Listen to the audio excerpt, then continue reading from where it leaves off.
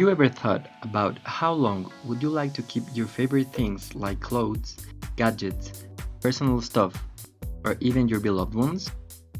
This physical attachment that depicts how important or could be someone or something for us is related to how useful, vital, or necessary you thought this thing or that person was for our subsistence.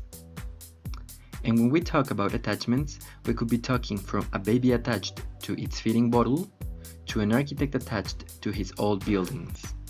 Now, when we talk about attachment, it doesn't mean that we are talking about something bad. We need attachments to evolve without forgetting who we are. So, in the way we need to know our parents' past, so then we can deal with our past, present, and future in order to survive. And in the same way, all architecture is necessary to let a society evolve without forgetting its origins. Talking about preserve in the same way that a person cannot be preserved to stay in the world forever, so the buildings cannot. And even when there are many differences among an object and a person, both of them are ruled by the same natural laws. Someday and somehow, they will get to an end. That's sad, right? But my goal here is to go further than that physical missing, because we are always focused on enjoying what we have and taking it to its boiling point. But how many times do you take a moment to analyze why is that so important to you? What is it that gives you so much? When the end comes, we don't have nothing much than the superficial memory we could have registered. Some photos, maybe, parts of it, and if we are lucky, we could have them all. But if not, maybe one or two or maybe nothing. After, the time keeps going on until we forget, and maybe nothing changes. But what we would never know is what we have lost, and so here it comes the risk of losing important information for our future. You might say, why does this have to do with conservation? It has so much to do. Metaphorically speaking, architecture and memory works in the same way.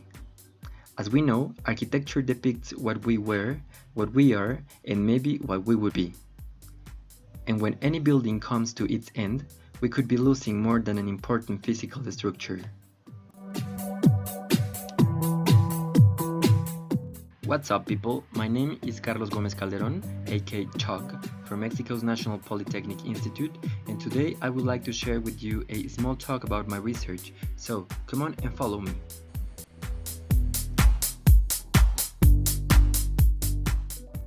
So let's talk about facts.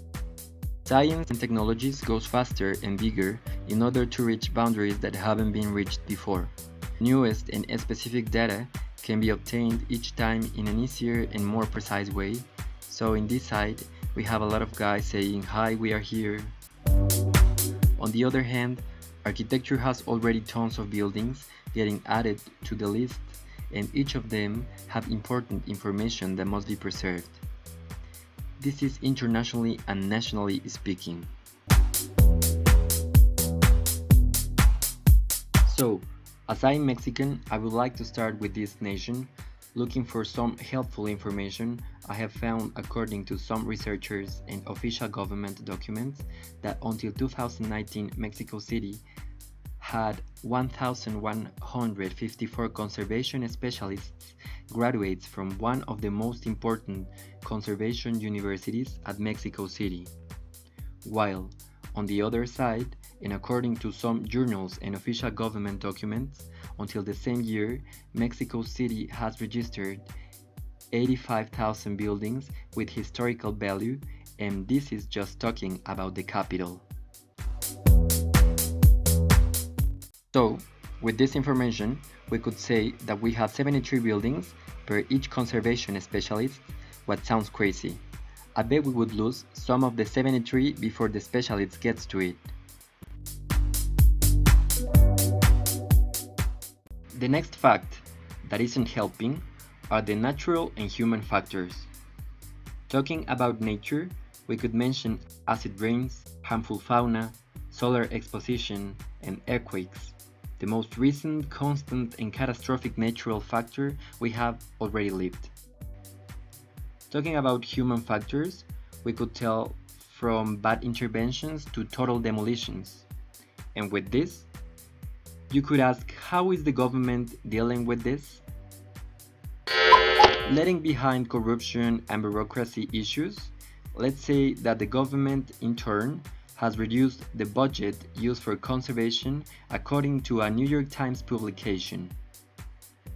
Finally, the last but not least factor is the lack of interest for studying and preserve the architecture. People love taking selfies in front of old buildings, but there are no more interests than having a great background.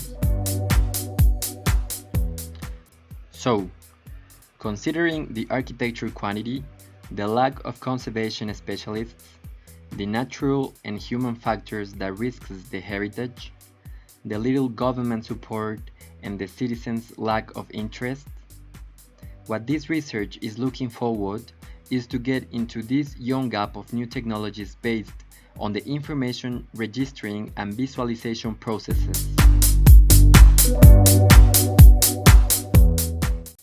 How will it be? First of all, we must take a look into the history of human pure conservation, but giving special importance to the memory registering topic and going to the basics of this activity, aiming to rediscover the core of this work, paying attention to the psychological process too. Then we must take a look about how theories, treatises, and past perspectives were evolving or could evolve toward the intangible aspect. Since there are many, it'll be necessary to get the similarities and differences among each of them. Into this review exercise, we will find the indiscriminated use of different concepts for this labor that could confuse or redirect the principal goal. This detection may be useful to identify the opportunity areas that the Guild have to truly preserve.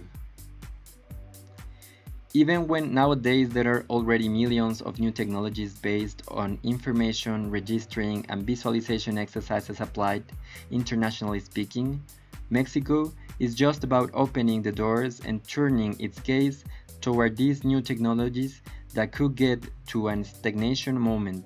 So, we will dive into the state of the art in order to strain the information that could help us to identify the most convenient and useful process to preserve in an intangible way without losing the already used virtues of these new information and communication technologies. So you will be able to take a look into registering, processing, editing, visualization, interpretation, and backing information that will help for future works that in a future could be probably the one and only tool that let us remember who we were. Thank you very much for watching. Follow my social nets that I have laid down here for more info, and see you there.